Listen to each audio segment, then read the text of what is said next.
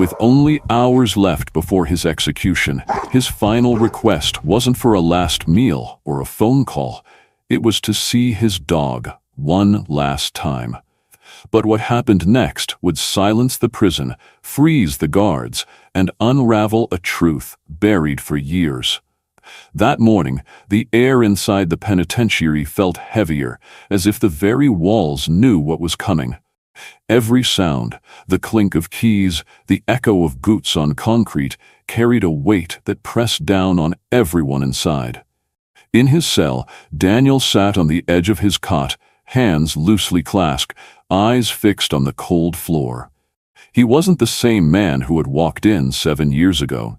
Time and regret had carved deep lines into his face, softening the once sharp defiance in his eyes. The guards expected the usual last request, a steak dinner, a call to family, maybe a final letter. But when the warden asked, Daniel's voice was low, steady.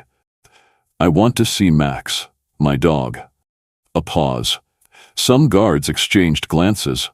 A condemned man choosing a dog over people? Unheard of. But for Daniel, Max wasn't just a pet. He was the only one who had stood by him, before the arrest, before the trial, before the world turned its back. In his final hours, he didn't want forgiveness from strangers. He just wanted to look into the eyes that had never judged him.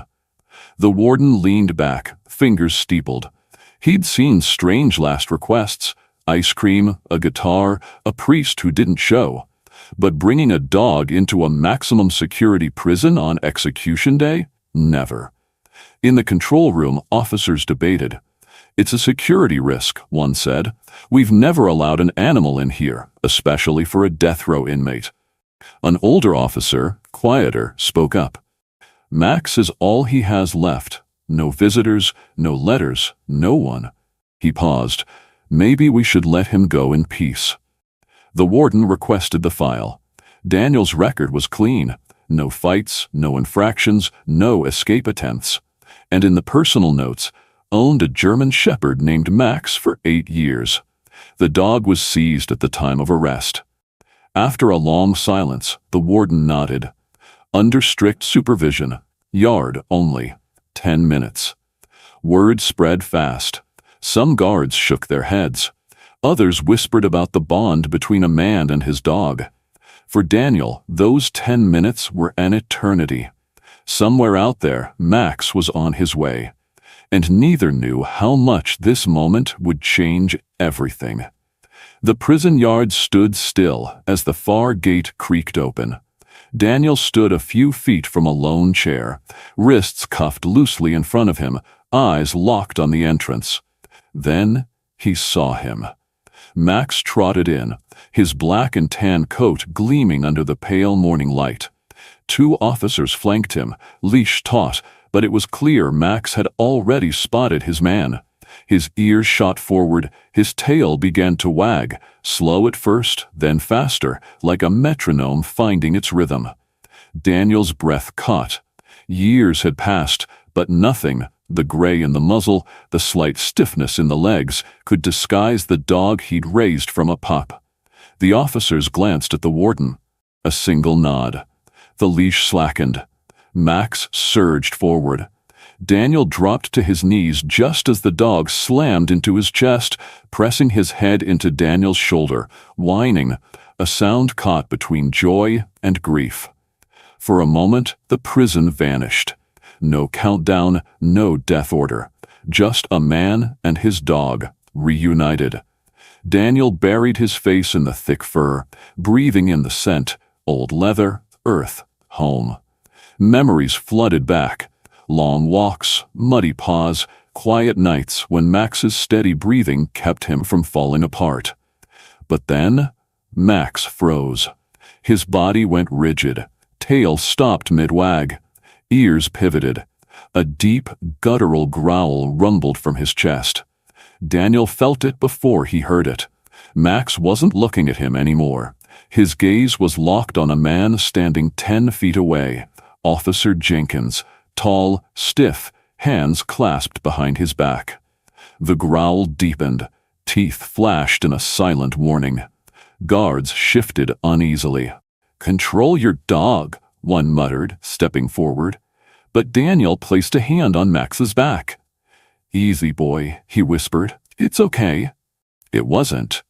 Max had never growled like this without reason. Jenkins avoided eye contact, jaw tight. Daniel's mind raced.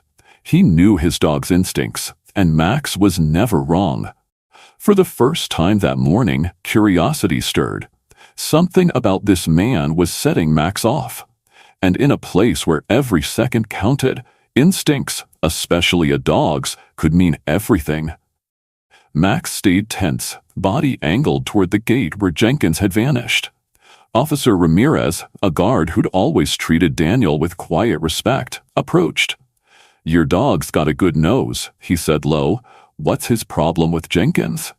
Daniel shrugged, careful not to show too much. "Max doesn't growl at strangers for fun." Ramirez frowned. "Funny thing, Jenkins was on duty the night you were arrested, but he never reported it." The words hung heavy. Daniel kept his eyes on Max, but his mind was racing. If Jenkins had been there, why wasn't it in the report? As if summoned, Jenkins reappeared at the far end of the yard. Max's growl returned, sharp, unrelenting. Ramirez's eyes narrowed. "That's not normal." The warden, watching from the tower, called down. "What's going on?" No one answered. The air was charged. Something unspoken was circling. Daniel knew one thing. This wasn't just a goodbye. It was the beginning of something else. And if Max was right, this yard wasn't a place of endings. It was about to become a battlefield for the truth. Later that afternoon, the warden summoned Daniel to a small interview room. Max was allowed to stay, still watching the door like a sentinel. Ramirez stood in the corner, arms crossed. Jenkins stood across from them, stiff, eyes cold. The warden spoke. "Jenkins, why didn't you disclose that you were on site the night of Daniel's arrest?" Jenkins' jaw tightened. "Didn't think it mattered. I was off duty, just passing by." Max let out a sharp bark, loud, sudden. His eyes locked on Jenkins, growl rising like thunder. Ramirez stepped forward. "Funny, because a witness just came forward, said they saw a man matching your description leaving Daniel's house before the police arrived." The warden's expression darkened. "We're reopening the case, effective immediately. The execution is delayed." Daniel felt the air rush back into his lungs. Not freedom, not yet, but hope. Jenkins glared at him, but it didn't matter. For the first time in years, the truth had a crack to slip through, and it all started with a dog who refused to forget. The investigation moved fast. The new witness, the retested fingerprints. They didn't belong to Daniel. They matched Jenkins. Weeks passed. More evidence surfaced. Jenkins had been at the scene. He'd planted evidence. He'd committed the crime. He was arrested, charged with the same murder Daniel had been sentenced for. The prosecution dropped the charges. The prison gates, once the end of Daniel's life, now swung open to set him free. And there, just beyond the fence, was Max. Tail wagging, eyes bright. Daniel dropped to his knees, buried his face in the fur, whispered, "We made it, boy, we made it." He stepped forward. No cuffs, no guards, no walls. Just open sky and the sound of their footsteps on free ground. The world hadn't changed much, but Daniel had. He wasn't the man defined by a sentence. He was the man his dog had believed in all along. And now, thanks to that loyalty, he had a second chance. To live, to prove Max right. This story reminds us that love doesn't need words, that loyalty doesn't care about courtrooms or time. Sometimes the truth doesn't come from a witness stand. It comes from a dog who remembers. If this story moved you, please like, share, and subscribe. Stay with us for more heartwarming, unbelievable tales of courage, loyalty, and second chances. Your next journey begins right now on the screen in front of you.